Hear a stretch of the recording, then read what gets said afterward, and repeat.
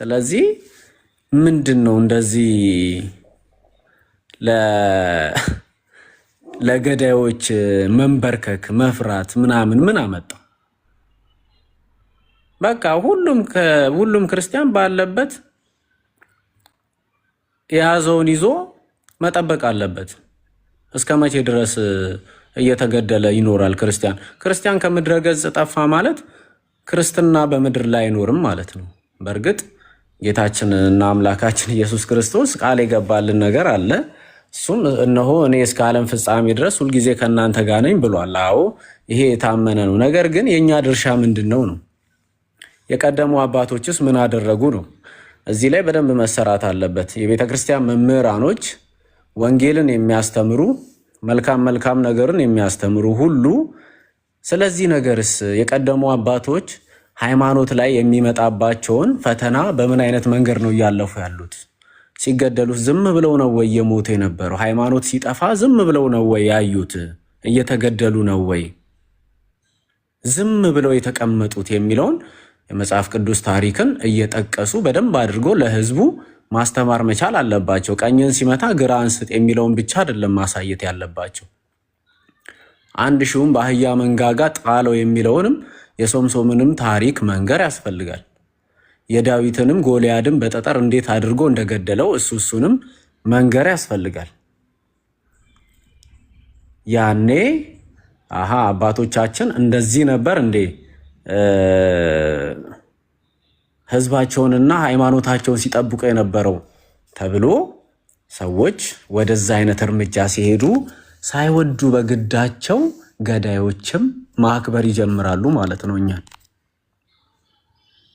አሁን እኮ ሲገሉን አራ እየገደሉን ነው፣ ድምፁን ሁሉን በድምፅ ነው እንዴ የምትከላከለው? አባቴ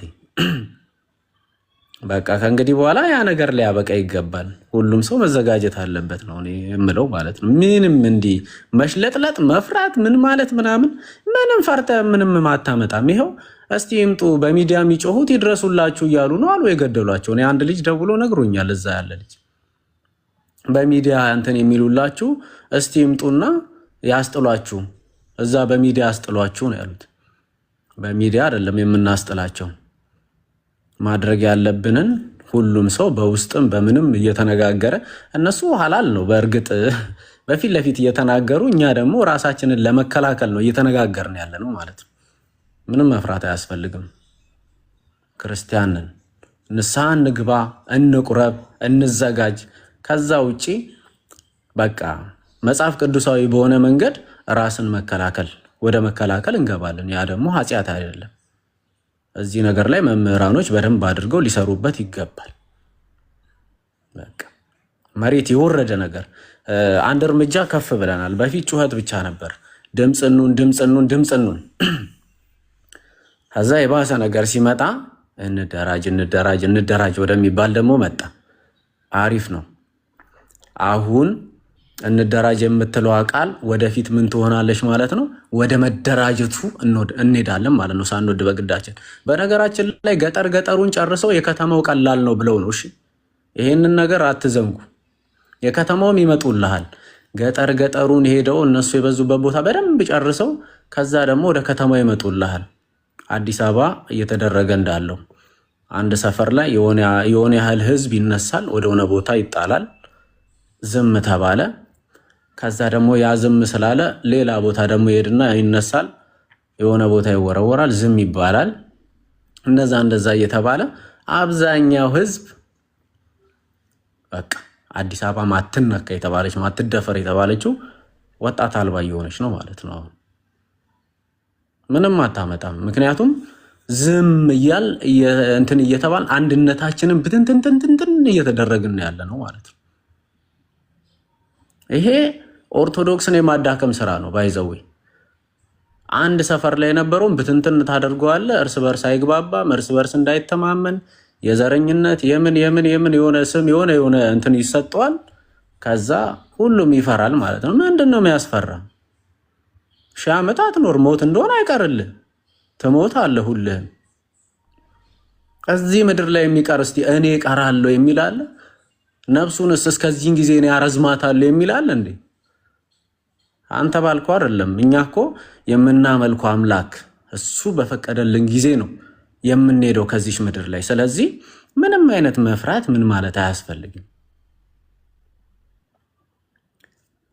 ተደራጅ በቃ ይሄንን ነው የምለው እኔ። እንዳመጣጡ መልስ በቃ ያኔ እንከባበራለን። እና ልደትሻ በቃ በርቱ አለን። በነገሮች ሁሉ ከጎናችሁ ነን። እሺ አብሮ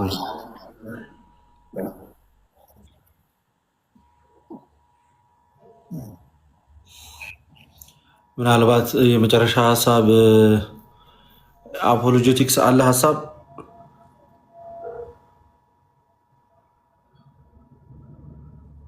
አንብያለሁ። ለትሻ ይሰማል? እሺ ኤኮ አለ አንተ ጋር ዝምየት አድርገው። እሺ አመሰግናለሁ። ይሰማል? ይሰማል። እሺ የዮሐዲ አብርሽ ታችም ያላችሁ ወንድም እህቶቻችን ሰላም ብያለሁ። በመጀመሪያ ልደት የለቀቀውን ቪዲዮ እየገባችሁ ሪፖስት አድርጎ፣ ላይክ አድርጎ፣ ኮሜንት ስጡ። ኢሞጂ የሚያለቅስ ደግሞ አታድርጉ ከተባል አታድርጉ ነው። አይኖ ማለት ሀዘኔታችሁን እየገለጻችሁ ነው፣ ግን በኤአይ ነው የሚሰራው ፕላትፎርሙ። ሰው መጥፎ እንደሆነ አስቦ የሚለው አንደር ኮቴሽን ኤአይ ስለሆነ ቫይራል የመሆን እድሉን ይቀንሳል። እና በጽሁፍ ግለጹ ሀዘናችሁን። ላይቭ ላይም የሚለቀቁ ቪዲዮዎች ላይም የሚያለቅስ ኢሞጂ አታድርጉ። በቃ አንዴ ከተነገረን እንስማ ፕሊስ። ሌላው ደግሞ እኔ ከዚህ በኋላ ማልቀስ አቆመን ለምንድን ነው መፍትሄ ላይ ማናተኩረው የሚለው ነው። በተለይ እንዲህ ቪዲዮ የምትሰሩ ቤት የምትከፍቱ ወንድሞቻችን ወጣቱን ትውልዱን ወደዛ አቅጣጫ ብንመራው አይሻልም ወይ? በቃ አለቀስን ስንት ዓመት ሆነን እየገደሉን ነው እነሱ። ጭራሽ ምንም እንደማናመጣ ሲያውቁ ደግሞ በቃ እየጮህንም ራሱ እየገደሉን ነው ማለት ነው ኮንቲኒየስሊ። ስለዚህ አሁን ምንድን ነው የሚባለው? ሪፒቲንግ the same thing the same way and expecting different result is stupidity ይባላል። የሆነን ነገር በተመሳሳይ መልኩ 10 እየሞከርከው የተለየ ውጤት በ11ኛው የምትጠብቅ ከሆነ በቃ አንተ ስቱፒድ ነው ማለት ነው። እንዴ በገደሉን ቁጥር ፕሮፋይል እየቀየርን እያለቀስን አባቶቻችን እያለን ምንሄድ ከሆነ we are stupid። እንበዛለን የሚባል ደግሞ 10 ኦርቶዶክስ እዚህ ውስጥ 4 ሰዎች አለን ኦርቶዶክሳውያንን ገስት ላይ አንዱ መጥቶ እኔን አረደኝ። ስንት ቀረን? 3። እንዴት አድርገህ ነው የምትበዛው? ስለዚህ መፍትሄ ላይ እናተኩር። ማልቀሱ ፕሮፋይል መቀየሩ ጥሩ ነው። ለመንፈሳዊ ውጊያ መንፈሳዊ መፍትሄ መረሳት የለበትም። በእርግጥ ለቅሶ ወደ እግዚአብሔር ይደርሳል። የራሔልንም ባይሰማው እግዚአብሔር። ጾም ጸሎት ያስፈልጋል። ግን ደግሞ we have to protect። ይሄ እኮ ናቹራል ኢንስቲንክት ነው። አንድ ሰው ሊያጠቃ ሲመጣ መከላከል እንስሳት ያደርጉታል። ባይዘው ልታጠቃው ብትሄድ በቃ እንስሳ የሚያደርገው ነገር ነው። እንኳን በእግዚአብሔር አምሳል የተፈጠረው ሰው ይቅርና እንስሳት የሚያደርጉት ነገር ነው። ፕሮቴክት ማድረግ ራስን መከላከል ተፈጥሯዊ ነው። የሆነ ሪፍሌክስ ነው። አስበህ ምናምን ሁላ የምታደርገው ነገር አይደለም። የሆነ የሚያቃጥል ነገር አሁን ብትነካ እንዴት ነው አስበህ ነው እንደምታነሳው? በቃ ሪፍሌክስ ነው። ብድግ ነው የምታደርገው እጅህን። ስለዚህ መፍትሄው ላይ እናተኩር ነው ችግሩ። በቃ አውርተን እኮ እያገሳን ነው። በቃ ከዚህ በላይ ኤክስፕሌን የሚያደርግም ሰው አይመጣም። ቤተክርስቲያናችን ስደት ላይ ነች። ምዕመኖቿ እየተጠቁ ነው። ከኢኮኖሚው እየተገለልን ነው። እንዴ አህዛቦቹ እኮ ለሁሉም ሽጥ ከራስ ግዛ የሚል ፕሪንሲፕል እንዳላቸው ታውቃላችሁ። ሲሸጡ ለሁሉም ነው። ምክንያቱም ትርፍ ስለሆነ ኢንካም ነው፣ ገንዘብ ነው የሚያመጣው። ለምሳሌ አንድ ባለሱቅ ከሆነ ለክርስቲያኑም ይሸጣል፣ ችግር የለበትም። ገንዘባችን ነው እየተቀበለ ያለው። እሱ ግን ሄዶ ቤት ሲገዛ መኪና ሲገዛ ኦር ደግሞ ልብስ ሲገዛ ከራሱ ቤተ እምነት ነው የሚገዛው። ለምን? ያ ገንዘብ እዛው ትራንዛክሽኑ እዛው ሶሳይቲ ውስጥ እዛው ቤተ እምነት ባሉ ሰዎች ውስጥ ሰርኩሌት እንዲያደርግ ነው የሚፈለገው። በቃ 360 ዲግሪ ከበውናል፣ ከኢኮኖሚው ከስልጣኑም ከመኖርም። በቃ ይሄ የመጨረሻው ማለት ሚኒመም ነገር ልኖር ነው አይደለ? እሱ ራሱ የለም አሁን ይመስላል። አሁን አዲስ አበባ ስላለ ናዝሬት ስለተቀመጥክ ምናምን ሜጀር ሲቲስ ላይ ስላለ ኦር ደግሞ እንደኛ ውጪ ምናምን ያለ ሰው ከሆነ ደግሞ ይመስላል አይደለ? በቃ አሁን እኮ የምናወራው ስላልገደሉን እዛ ቦታው ላይ ስለሌለን ነው። ስለዚህ መፍትሄው እኔ አሁን እንዳንድ ሰው ብሎ መፍትሄ እናውራ እናተኩር ሳይሆን እንደኔ ብትጠይቁኝ ምንድነው መፍትሄው? ምንድነው? knowing the problem is half of the solution ይባላል። ችግሩ ማወቅ ራሱ በቃ የመፍትሄው አንድ ግማሹ ነው። መፍትሄው ላይ በግማሽ እንደመድረስ ነው። ስለዚህ ቤተክርስቲያናችን ኖርማሉ ጊዜ በኖርማሉ ጊዜ የምንጠብቀው ምን ነበረ?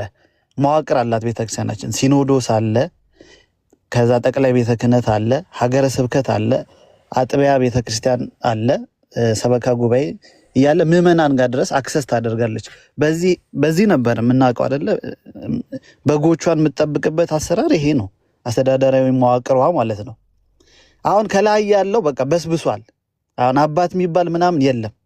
እከሌ የሚባል ምናምን ደግሞ ስም አትጥሩልኝ። አሁን ፐርሰናሊ ለኔ ስም መጥራት በጣም ነውር ነው ለኔ። ታፍነው ነው እድል ስላላገኙ ነው ምናምን አይደለም። አሁን ዘመኑ እኮ በጣም ቀላል አድርጎታል።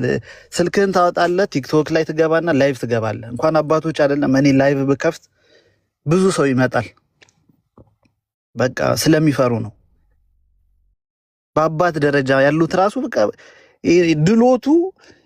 ድሎቱ ማለት ነው። እኔ ሰሜን ሆቴል ሂዱና ፒያሳ ሰሜን ሆቴል ሂዱና ምሳሳት ላይ ምሳ ብሉ። 4-5 ሆኖ ነው የሚመጡት።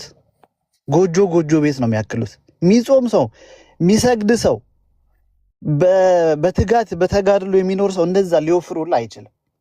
በቃ ግልጹ እናውራው። በቪኤት ነው የሚሄዱት፣ በሾፌር ነው የሚሄዱት። የቤት ክራይ የለባቸውም፣ ቤተክርስቲያን ነው የምትከፍልላቸው። ሁሉም ነገር ዩቲሊቲ ሳይከፍሉም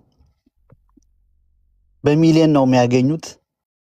ስለዚህ ስልጣን ነው ማለት ነው። ለዛ ነው እኮ የዛኔ የተሸወርድ ነው እኛ ለቤተ ክርስቲያን ብለው ጥቁር ልበሱ ማቅ ልበሱ የሚሉን መስሎን እንግዲህ እግዚአብሔርን ሞገስ ሆነን እኔ እንደዛ አይነት አንድነት በህይወቴ አይቻላቅም። እርሊ ሰርቲስ ላይ ነው ያለሁት። እንደዛ አይነት አንድነት አቅም እንዳለን ያየውበት ጊዜ ነው። የኛ ኮዝ ኦፍ ኮርስ በቃ ቤተክርስቲያን አሁንም ብትለን የምናደርገው ነው። ግን እነሱ አሁን የሚገባኝ ዲፕ እንትናቸው ዲፕ ዳውን ለካ ስልጣናቸው ነው። እኛ ሲኖዶስ ሊከፈልብን ነው አይነት ነው ጭንቀታችን። ከዛ በኋላ ግን ሰው ሲሞት እንደምታየት ነው። ስለዚህ እነሱ ረስተናቸው ሪቨርስ ማድረግ አለብን። ከሲኖዶስ ጀምሮ ወደ አጥቢያ ቤተክርስቲያን የነበረውን መዋቅር ሪቨርስ ብናደርገውስ ቅድም አብሪ ሲል እንደነበረው ማለት ነው። ዮሐዴም ቅድም ያለ እዝነት በእሳቸው ላይ ይሁንና የሚል ቄስ ነኝ የሚል ሰው እስካለ እንዴት ነው ኤክስፔክት የምታደርገው ሶሉሽን? ስለዚህ ከታች ጀምሮ እየተደራጀን ቤተክርስቲያናችንን መጠበቅ፣ ማስከበር፣ መናበብ፣ እርስ በራሳችን መደራጀት አለብን ብዬ አምናለሁ። ችግሮቿ ምንድን ናቸው ካላችሁኝ ውስጣዊና ውጫዊ ናቸው። ከውስጣዊ አንደኛው ቁጥር 1 የቤተክርስቲያን ችግር ሲኖዶስ ነው። ሁለተኛ አገልጋዮች ናቸው። የሲኖዶሱ ብዙ ስለተባለበት በቂ ነው። አገልጋዮች እንደውም ስም እጠራለሁ። ዘማሪ ቴዎድሮስ በጣም እንወድህ፣ እኔ በግሌ ማከብርህ፣ አገልግሎትህም የተወደደ ብዙ ሰው የሚወድ አገልጋይ ነህ እና ዝም ብለህም ነው የምትኖረው። በቃ በዝማሬ ነው የምናውቅህ። እንደዛው እንደተወደድክ እንዳማረብህ ብትኖር ጥሩ ነው። በቃ ወይ በማታውቀው አትግባ። ከጳጳሶቹ እንደው እጅ መንሻ የሚሆን ንግግር አድርጋው ከሆነ ደግሞ በልክ ይነገራል። አንተም ብትሆን ከቤተክርስቲያን በታች ነው፣ ምንም ያህል ብንወድህም ብናከብረህም ማለት ነው። በቃ አንተ ቤት ውስጥ በድንኳን የልታ ብዙ ነው ብለህ ከሆነ ሪሊ የምታስበው እኛ ጋር ደግሞ ለቅሶ ነው ያለው። አሁን አባት አትንኩ። አባት ስለ አባት ክብር አሁን ለእኛ ማን ነው የሚነግረን እንዴ? ምድር ላይ ያሉ መላእክት አድርገን እኮ ነው የምናያቸው የነበረው። እኔ ለአንድ ጳጳስ እኮ የሆነ በእኛ በሰው አምሳል ምድር ላይ ከክብር አንጻር ማለት ነው። ኦፍኮርስ በባህሪ ሰው ናቸው፣ ግን በታሪክ ከምናውቀው አባቶቻችን አንጻር በዛ ሴንስ ነበር የምናያቸው። ምዕመን ሲሞት ግን ከኋላ የሚሆኑ ከሆነ እንደዚህ አይነት እረኛ እኛ አናቅም። ስለዚህ አገልጋዮች አላችሁ፣ እንደው አጋጣሚውን አግኝታችሁ የተለየ ጥቅም ለማግኘት የምታሸረግዱ ካላችሁ እናንተም አደብ ግዙ። በምዕመን ደረጃም ያላችሁ አላችሁ ወንድሞች፣ እዚህ ዕቅበተ እምነት ላይ የሚሰሩ ከሌላ ቤተ እምነት ጋር ንጽጽር ነፍሳቸውን አስይዘው ማለት ነው። የእነሱን አገልግሎት በዜሮ የምታባዙም አላችሁ። እናንተም ስርዓት ይኖራችሁ። ማትችሉትን አትነካኩ። ሲጀምር በቃ ለነፍስ የምትፈራ ከሆነ በቃ ዝም ማለት ከሆነ ለምን ዝም ማልክ ተብላ አትጠየቅ።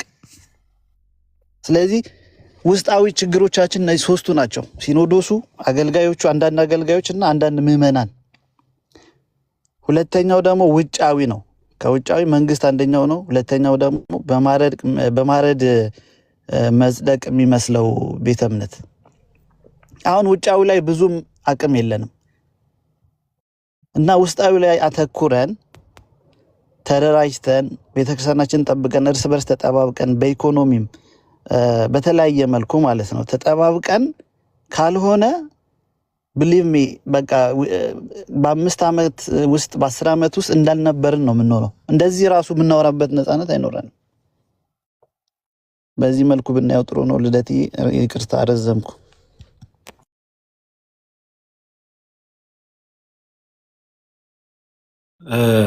ምንም ችግር የለውም። ሀሳብ መሰጠት ስላለበት ነው። እኔ እንኳን ይህን ያህል ራሱ እቆያለሁ ብዬ አላሰብኩኝም ነበረና ከተሰበሰቡን አይቀር ሀሳቦች ይንሸራሸራሉ። እንዳልኳችሁ ነው። ዛሬም እኔ ነበርኩኝ፣ አዳማ ነበርኩኝ እና አብርሽንም አግኝቻችኋለሁ። በአሰቦት ገዳም ጉዳት የደረሰበትንም ከሞት የተረፈችውንም ሕፃን አግኝተናት ነበር። ያው የሕክምናቸው ጉዳይ ነው አሁን ያሳሰበን። እነሱም ሕክምና ያገኛሉ ብዬ ተስፋ አደርጋለሁ። የቤተክርስቲያን እንባ ይታበሳል። የክርስቲያኖች ሞት እንደሚቆም ተስፋ አለኝ። እግዚአብሔር ሕዝቡን ከዚህ በላይ ለሞት አሳልፎ አይሰጥም። ግን ለእኛ ትልቅ ማንቂያ ደወል ነው። አንድ እንድንሆን፣ ህብረት እንድናደርግ። ስንሞትም እንኳን አንድ ላይ ሆነን ይሻላል ተበታትነን ከምንሞት። በቃ አንድ ላይ ሰብሰብ ባልንበት ይሻላል፣ እንድናስፈራ ማለት ነው። እንደዛ ብንሆንና እንደዛ እንዲሰበስቡን እንደው እግዚአብሔር የተኙትን አባቶች አንቅቶ ድጋሚ እንዲሰበስቡን ቢያነቃቁን መልካም ነው እላለሁ። ሰላም እደሩልኝ። ነገም በጠዋት ተነሺ ስለሆንኩኝ ወደዛ መሄድ አይቀርም። እግዚአብሔር ከረዳን ከተሳካ ያለው ነገር የልጆቹን አሳውቃችኋለሁ። መረጃ እንለዋወጣለን። አጀንዳችን ይሄ ነው አሁን ላይ በቃ። ስለዚሁ እያወራን ተነጋገርን ነው የምንቀጥለው። ሰላም እደሩልኝ። ሁላችሁንም አመሰግናለሁ።